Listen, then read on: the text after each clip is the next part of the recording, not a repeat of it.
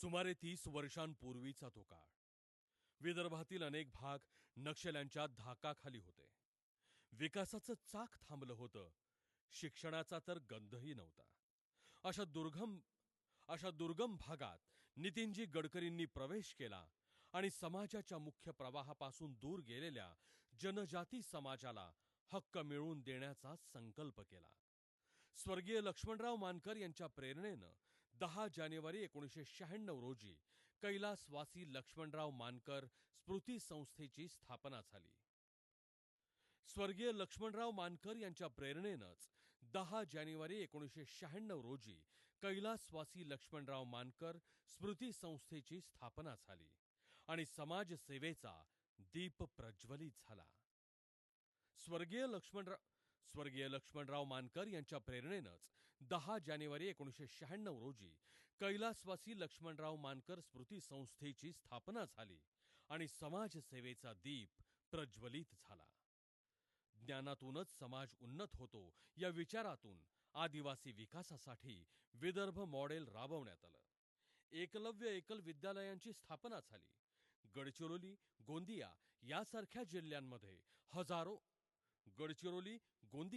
यासारख्या जिल्ह्यांमध्ये हजारो आरोग्य तपासण्या झाल्या आणि वंचितांना मूलभूत हक्क मिळू लागले.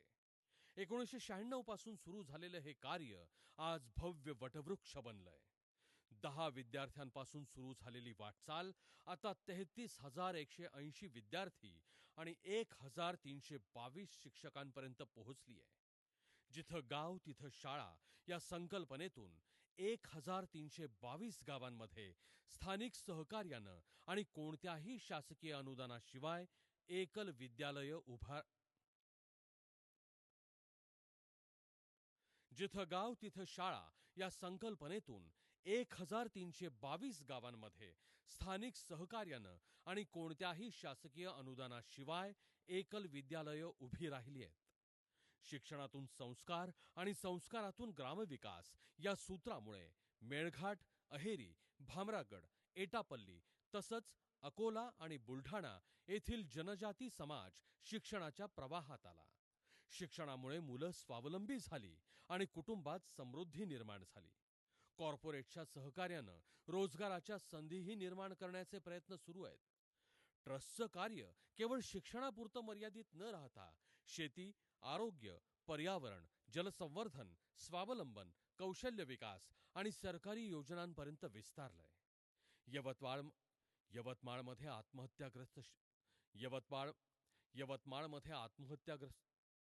यवतमाळमध्ये आत्महत्याग्रस्त शेतकऱ्यांसाठी जनजागृती, सेंद्रिय शेतीचं मार्गदर्शन, स्वच्छता मोहिमा आणि बचत गटांद्वारे स्वावलंबनाचे उपक्रम राबवले जात आहेत. गट्टेपायलीमध्ये ट्रॅक्टर व्यवसाय, मोहलीमध्ये मत्स्यपालन तसंच विविध गावांमध्ये पशुपालन आणि वनोपजावर आधारित उपजीविका उभी राहतीये. सुमारे 1,00,000 आदिवासी महिलांना विमा संरक्षण देऊन आर्थिक सुरक्षितता दिली जातीये. केंद्र सरकारच्या योजनांची माहिती, जनधन विमा, पेन्शन आणि संजय गांधी निराधार योजना ग्रामस्थांपर्यंत पोहोचवली जातीये. गडचिरोलीतील धानोरा इथं रोजगार निर्मिती प्रकल्पांतर्गत रेशन दुकाने, वाहन दुरुस्ती, धान, अंडी आणि मोहफुलांच्या व्यवसायाला चालना दिली जातीये. नागपूरमधील खापरी येथे 2 स्क्रीनचे एकल हब, लघु चित्रपटगृह सुरू करण्यात आले आहेत. आदिवासींसाठी 490 वसतिगृहांची योजना आखण्यात आली असून शासनासोबत सामंजस्य करार करण्यात आलाय. 2022 पासून नागपूरमधील 54 सार्वजनिक स्वच्छतागृहांची देखभाल देखील केली जातीये.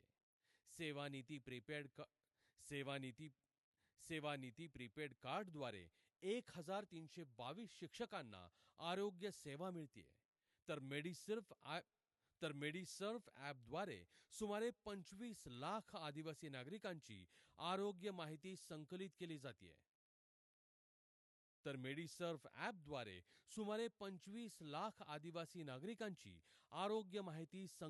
जातीये. सामाजिक कार्य आणि आर्थिक पारदर्शकतेचा समतोल साधत मानकर ट्रस्टची बॉम्बे स्टॉक ऑफ एक्सचेंज सामाजिक कार्य आणि आर्थिक पारदर्शकतेचा समतोल साधत मानकर ट्रस्टची बॉम्बे स्टॉक एक्सचेंजच्या सोशल स्टॉक एक्सचेंजवर NPO म्हणून नोंदणी झाली आहे. ही विश्वासार्हतेची सर्वात मोठी पायरी आहे.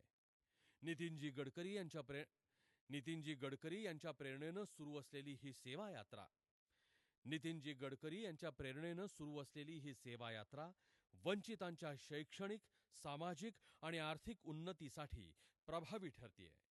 स्वावलंबन, सन्मान